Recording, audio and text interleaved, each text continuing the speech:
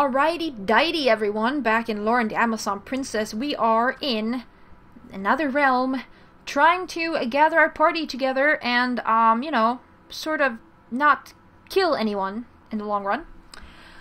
We've gotten everyone back so far.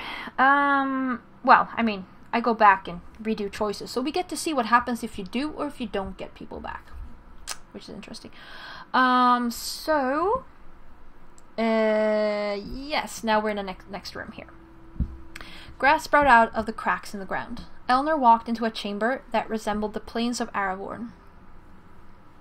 In the center of the room stood Amokiki, as if he had been waiting for her. There were 2 swords stuck in the ground, like with a duel with Cruel. You have finally come. You were waiting? Take your sword. Amokiki approached the sword closest to him. Eleanor could not mistake Amokiki's glare. That is not mine. What is wrong? Why are you looking at me like that? You have sworn a new oath. I have sworn a new oath. Sorry. Eleanor went rigid. I've sworn not to let you pass. Amokiki? Did you side with Fost? Take your sword. He wishes to duel us. I'm not sure I could compete with him.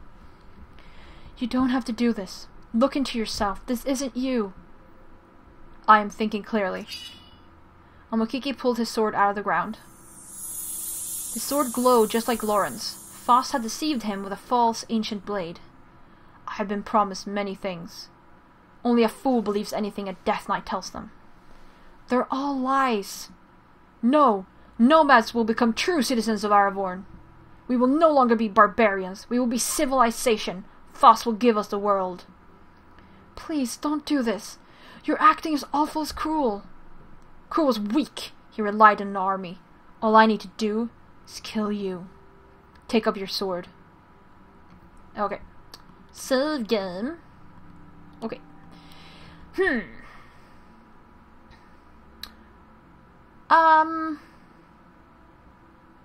Which one do we do first? Challenge Oath seems very interesting. I don't know. Let's do that. You swore an oath to Loren once, and now you've sworn an oath to her enemy. It can't be both ways. Amokiki stood stoic for a long moment. You're right. My oaths conflict. Amokiki looked down at the false sword in his hand. I have failed. I must pay the price. Eleanor trembled, knowing only then what Amokiki was going to do. She looked away just in time before Amokiki took his own life. Jumping caterpillars! Eleanor slowly looked back, and Amokiki was gone. He had disappeared from the realm. He deserved better. We need to continue. Eleanor took in a deep breath. It would be hard to shake what had just happened from her mind. Okay. La la la la la. Now we can just scroll back. Okay, we're gonna duel you. Eleanor pulled out her own weapon, not trusting the one Fost had supplied. Amokiki did not seem to mind either way. He was too eager to slay them. Oh. Yeah, we definitely need this to be in easy mode. Oh, yes. Because it's not going to be easy to slay this dude. He gets to go twice, then. I'm not sure I like that. But, okay. Oh yeah, okay, it's easy. So actually, his attacks are pretty lame. But I'm paralyzed, so cool. Me again. Boom. Okay, good. Yeah, I definitely need easy for this one. Oh, he would one-hit me otherwise. Man. You forfeited your life. They should have surrendered when they had the chance. There we go.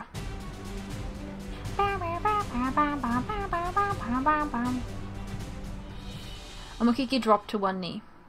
This sword! He tossed the false ancient blade away from him. He unleashed a sorrowful yell of defeat. No one did anything as Amokiki tried to come to grips with the reality. You have won the duel. Take your prize. Stand back up. You're coming with us to fight Fost. Amokiki looked up with hopeful eyes, unable to believe he was allowed to live. We have all made bad decisions recently. Rest assured that you are forgiven. Eleanor held out her hand to Al-Mukiki. The gladiator stared at it for a while until he grasped it firmly. Eleanor pulled the big man to his feet again. I owe you much. Give me nothing that you haven't already. That is more than enough. They spoke in agreement with their eyes before they made for the exit. Yeah! Okay. The tunnel to the next cavern was extremely long, and all light disappeared. Eleanor had to feel her way through the dark until the tunnel expanded and poured out into a new room. A large field of light was stretched across the far wall. There were no more exits. Eleanor spotted a figure across the long room. Loren. Eleanor was elated to finally see her. She turned back to see everyone else's reactions, but no one was there. Eleanor was alone. What? Another test? Eleanor ran across the room to Loren, shouting her name. Loren did not turn around to greet her. Eleanor got caught in the glow of the wall and slowed to a stop. What is this? Is it a portal? She looked over at Loren, but she was turning her face away from her. Loren? Even as Eleanor rounded to stand in front of her, Loren refused to acknowledge Eleanor. Loren, why won't you look at me? Loren turned her face away from Eleanor each time she tried to get her attention. Why are you ignoring me? If you're the real Eleanor, know that I am not playing Fost's game. But I am the real Eleanor. I just went through so many caverns and caves to find you. Had to fight with our friends and I brought them here. But where are they? Eleanor started to panic. She had no proof of what she had just been through. Your mother was with me too. Everybody... What? Queen Karen. She found me and told me about this being the Underrealm. We went through a series of tests, and... Loren looked past Eleanor and suddenly shoved her out of the way. Out the tunnel, Karen walked into the light. She walked calmly forward, smiling when she saw Loren. But Loren drew her sword. Who are you? Loren? That's your mother.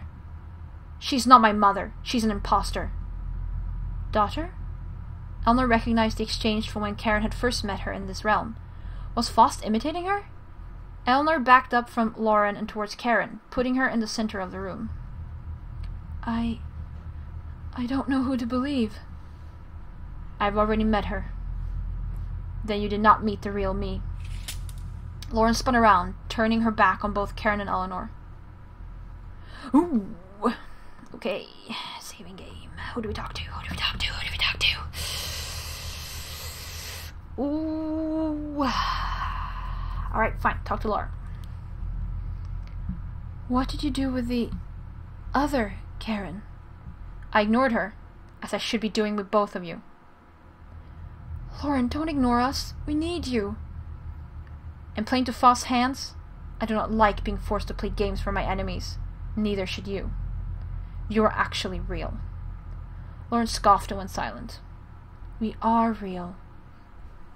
How can I prove it to you? Loren was true to her word and did not reply. Eleanor slowly walked up to her. Eleanor walked in front of her and tried to look into her eyes, but she kept them averted. So, she moved in even closer.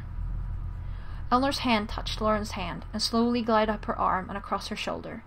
Her fingers then roamed up Loren's neck and past her jaw. Loren visibly shuddered.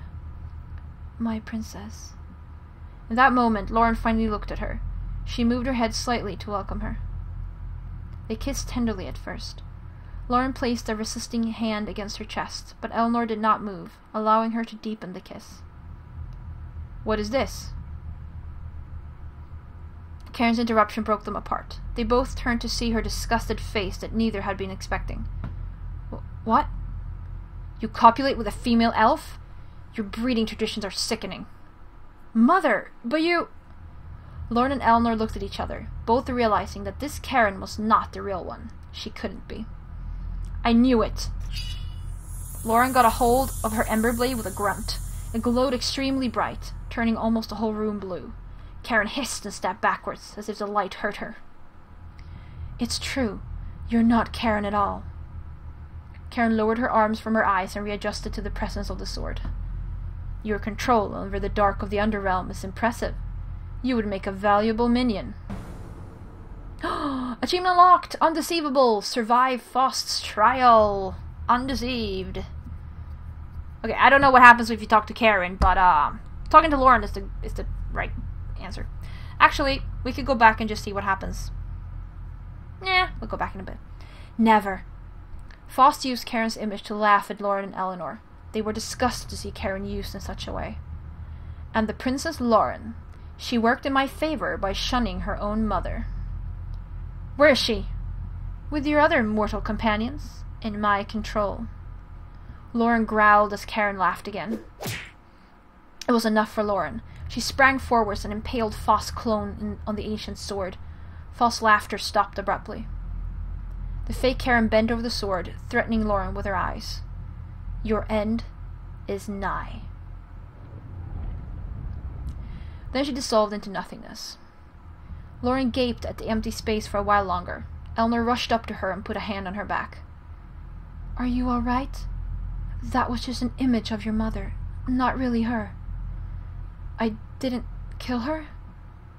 Loren! They both jumped from hearing Karen's voice again so soon.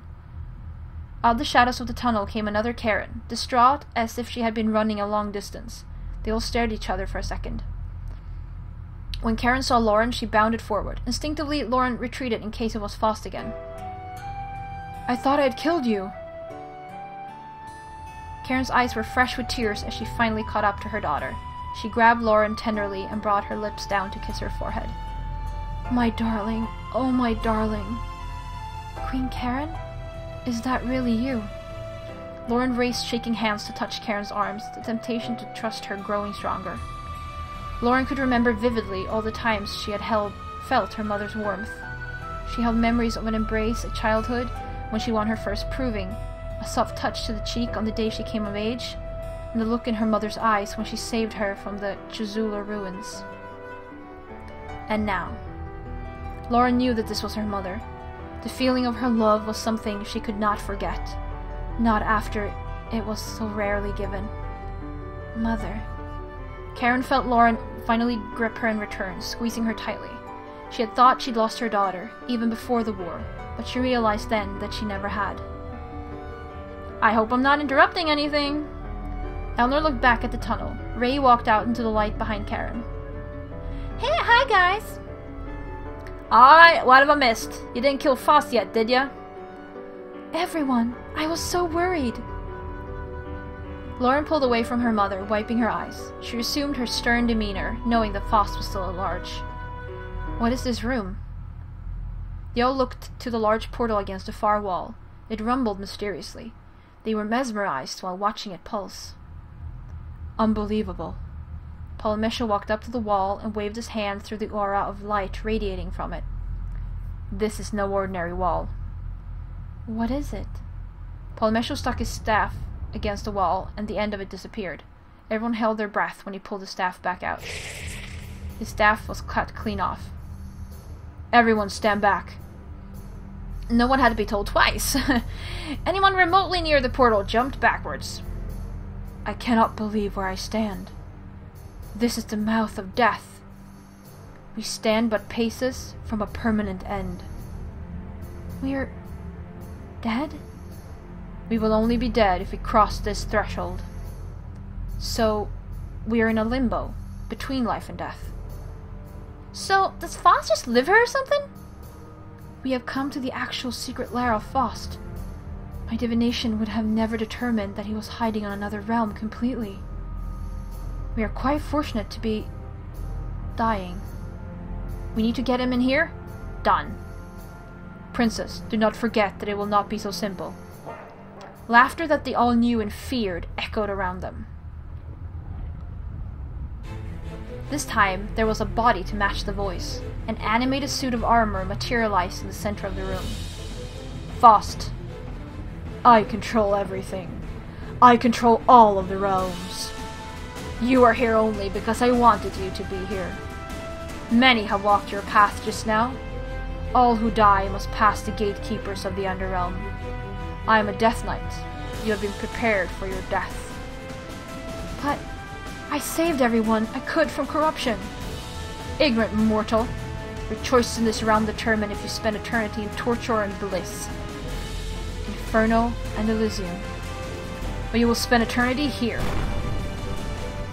Powerful force shot from Fost and knocked everyone backwards. Eleanor's feet never left the ground, but she was still pushed back. Fost's power was too strong. Fost blasted them all back a second time. They were closing in towards their doom. You don't have to do this. We know that you were once mortal, like us.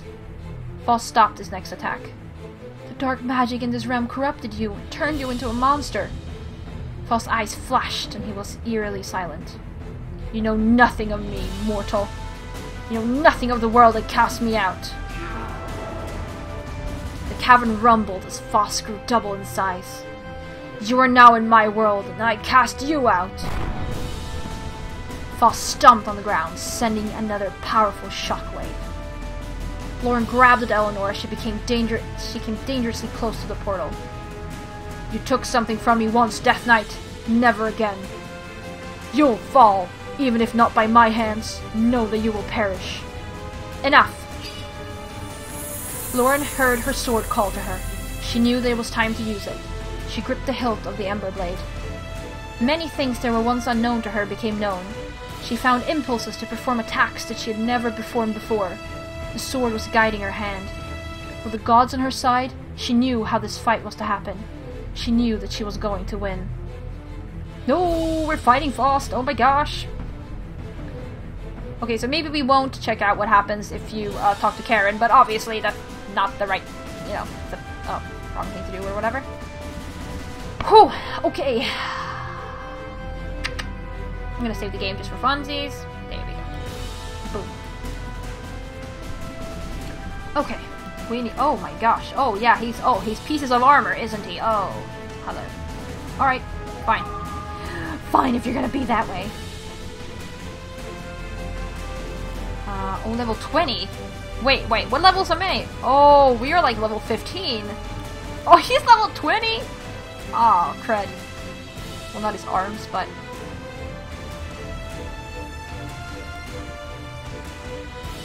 we'll try this. Let's take an arm out first.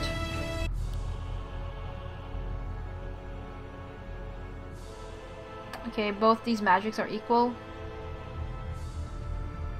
We should take oh, the music just went really I hope this different. Is slightly uncomfortable. Right, let's take this arm. Let's see what, if we can take this arm, I should say. Siphon Life. Okay, I don't like that. Yeah, definitely need easy for this battle. Oh crap. Of course he does.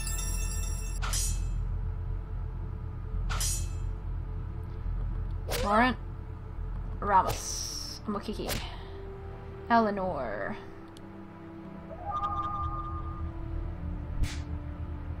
Eternal Pain. No thank you.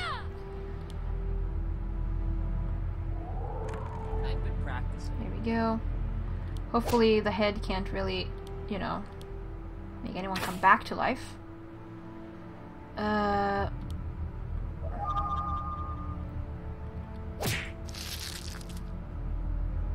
There's definitely Steam achievements for, winning the game on hard mode and stuff like that, but yeah. No, I'm here for the storyline. Not for too much of the fighting, I gotta say.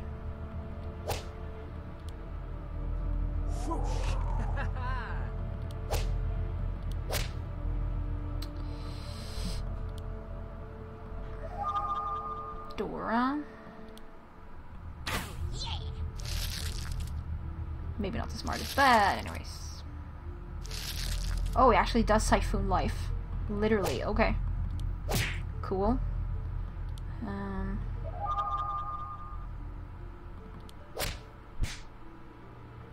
Okay, Draco. Yeah. Here we go.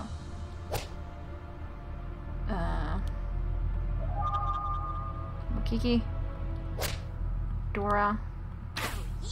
Loren. You can Siphon as much life as you want, because nope, we're winning. You forfeited your life. Yeah.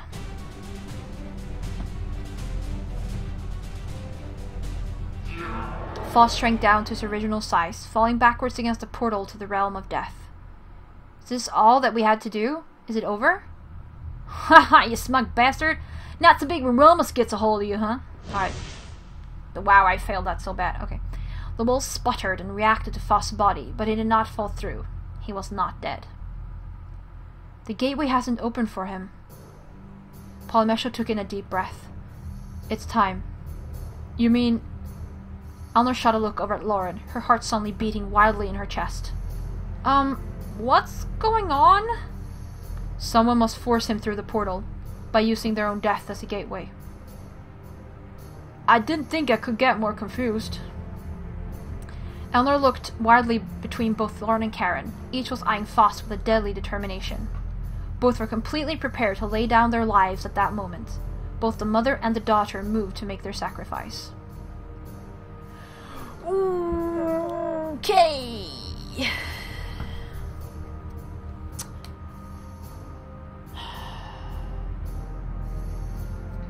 Okay, I mean, I don't want to sacrifice anyone, but the way I'm playing out the story, and for, like, the world and everything, I think that Loren has to stay. I think the world benefits from Loren staying. And I don't know. I mean, I kind of already made up my mind that Karen to go through. I can sort of see her being like, let me do something worthwhile with my life, because she's like not queen anymore and stuff. I don't know. Save the world.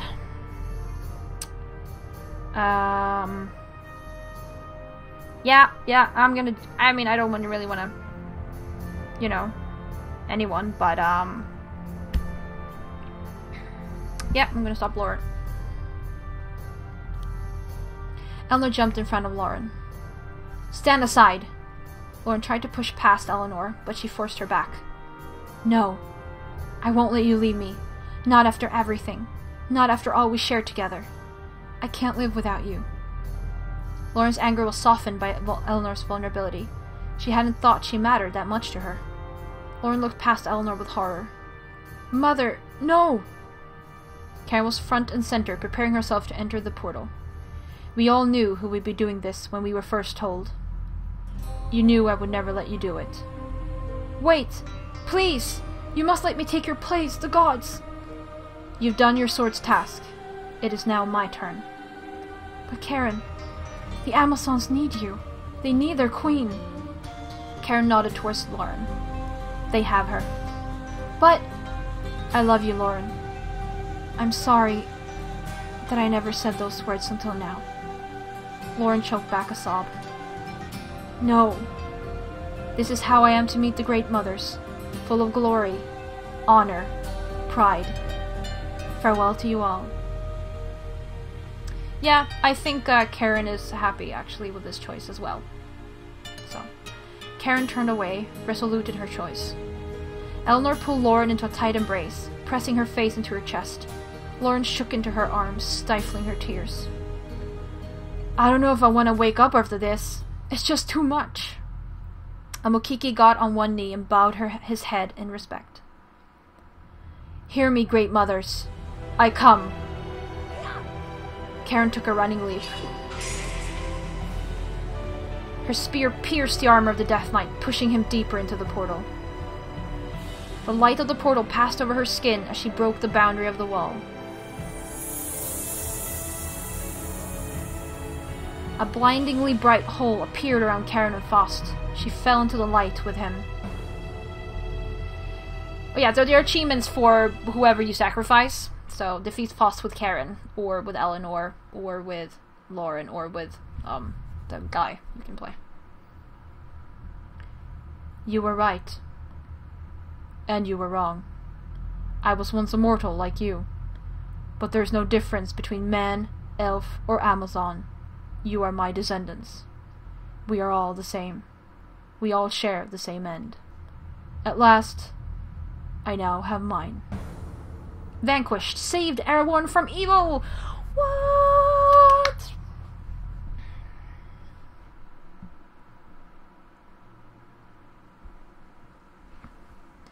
Eleanor could feel her limbs again, and she could see, too. The dreamlike haze had completely left her. She picked herself off the ground. Ash fell from her. The volcano that once housed Fost's lair had been destroyed. All around her, her comrades rose from the rubble and helped each other to stand. Everyone was there. Everyone returned from the realm. Everyone. Except... Loren was standing at the edge of the room, staring down at the new cliffside created in the remains of the volcano. The armies below were celebrating a great victory and tending to the wounded. They had truly won the day. Eleanor limped to the edge beside Loren. They looked at each other. Pain was deep in Loren's eyes from the loss of her mother, reflecting the pain in Eleanor's. I miss her already. The citadel is on my hands. I must honor my mother by becoming a great queen. You will honor her well, Majesty. The whole world will. They looked over at the horizon together. Rescue teams began to scale the volcano's cliff. The sun was the same as the one they had seen the morning they marched from Hammerhands. But at that moment, it looked brand new. Loren was crowned Queen of the Amazons. Her ceremony was minimal and quiet. No celebrations were held in honor of the dead. Loren made sure to use the knowledge that the Great Mothers had bestowed upon her in her trial. Though her rule would be different from tradition, it would be for the better. Loren's first act as queen was to release Eleanor from service, making her a free elf. The transition was not as great as Eleanor was expecting, as she had been given much more freedom than she realized, but the feel of first stepping out the citadel's gates would be a memory she would long remember. The most important decree of Loren's rule was the immediate release of all slaves from the service of the citadel. All servants were given their freedom, though many stayed to earn a living and rise into ranks they were more than qualified for. Not everyone was pleased with the new direction of the Amazons, and some rebelled against Loren. However, they learned that she was not a weak queen. Loren handled all of her challengers with ease, earning her their newfound respect. Between Eleanor, Loren, and her defenders, the discrimination against men slowly faded away as they proved to be a beneficial part of their society. The concept of male Amazons became more of a reality as their civilization grew. Eleanor was recognized as the queen's lover and given the title of head concubine. Loren was disgusted by this and disassembled the queen's harem, dismissing all concubines completely. She swore that she needed no one other than Eleanor in her life, and in the many years they spent together, that proved to be true. Loren would not even take a male mate to produce heirs, sealing the fate of her bloodline on the throne. And when the day came that an Amazon challenged Loren's title, she made the challenger promise to take care of Eleanor until the end of her days. She agreed before they fought to the death. Loren died in that duel, and the title of queen was passed on to another worthy Amazon. True to the new queen's word, Eleanor never wanted for anything, except for Loren. The Dark Elves were reintroduced to the forest, thanks to Mirth. All settlements in the desert were invited to Grand Tree. Some stayed behind, not wanting to abandon their 1,000-year-old heritage. Most, however, wanted to return to the forest. It was a difficult assimilation for both sides, but a little time, and reminders of the Great War of Everburn, reduced their petty differences to nothing of consequence. Mirth became a renowned elder druid, calming radical isolationists and showing the beauty of opening the forest up to the world. Though some elves still insisted that they didn't want to be influenced by any other outside culture, most elves saw that they could keep their culture while embracing others. The Empire made efforts to repair the rift between the human and the elven nations after pressure on the council from a Polymesho, who was reinstated as Archwizard by popular demand. There was great support from both populations, easing the passing of a decree that formally made the two nations allies. Polymesho himself was finally able to pursue his alchemy in ways that could help the whole world and not just himself. He took on as many apprentices as he could handle, and helped spread his knowledge of the science across Aravorn. Many lives would be saved from his discoveries. Dora suddenly took all her clothes off! What? Dora returned to her grimy grimoire and took full advantage of her new celebrity. She quickly became one of the most accomplished relic hunters, learning to use her skills for good rather than greed. Ramos returned home to Hammerhands and took over his brother's position as head of his family. He even dabbled in some politics, though his arguments were mostly him insulting his opponents. Okay, so I'm presuming that if you do help Ramos and Dora by giving Ramos's gift to Dora, and that their ending will be them being together, I guess? Ray's prejudice against the Dark Elves disappeared over time. He became an advocate for their integration back into the forest. He put his assassin days behind him and tried to put his skills to better use. Draco was requested to become a professor at the Horus Magic Academy by none other than Professor Howell himself. Draco accepted the job and became a favorite teacher, but he also helped the school become a more safe and hospitable place for students. Amokiki worked to help re-establish the nomad tribes in the north. While some were moving back south to find their herds, many nomads wished to stay. Amokiki helped spread tolerance and support for his people, and the nomads came to respect him instead of shun him.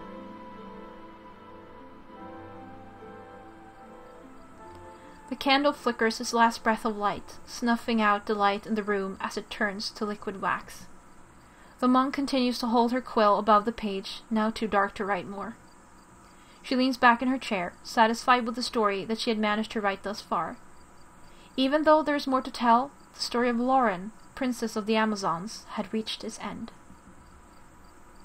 The monk's withered hands reached up to her cloak and pulled down the hood around her white locks of hair. She approaches the monastery's window. The tale of Loren had been written, and her people would read from these scrolls, learning how glorious a queen her great mothers must have welcomed. The breeze smells of lavender. She closes her eyes and smiles. She still misses her.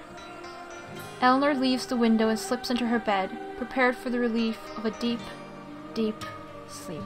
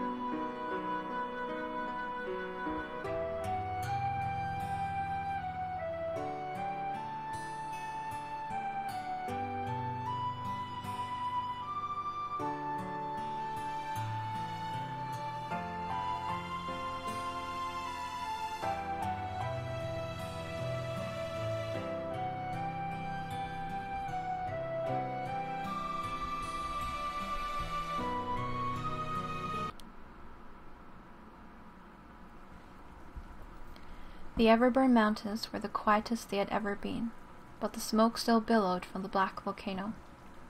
Inside the remnants of Fost's lair, the forgotten ashes of his armor looked like nothing more than dust. The ashes were playfully kicked by a lone succubus, who then stood dominant over the vanquished demon lord. Yule was free from his control and his bothersome rules. She had helped return him to power, but she was never valued.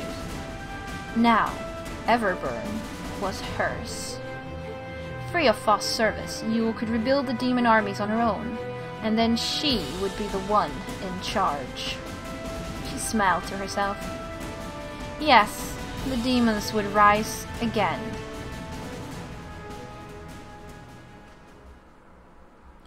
You've unlocked cheat mode! When you start the game again, press the C key to access a cheat menu. Story mode will let you automatically win all battles. Useful if you want to replay the game quickly to see an alternate ending. Awesome. Like that. Okay, so it says get the expansion and game full version activated. Not sure what that means. I'm still confused if I have DLC or not, but I'm gonna look into that. If I do own the DLC, we're gonna play it after this. Otherwise, this will be the last episode, so, you know, it's gonna be interesting. But, it says game full version activated, get the I don't know. I don't know.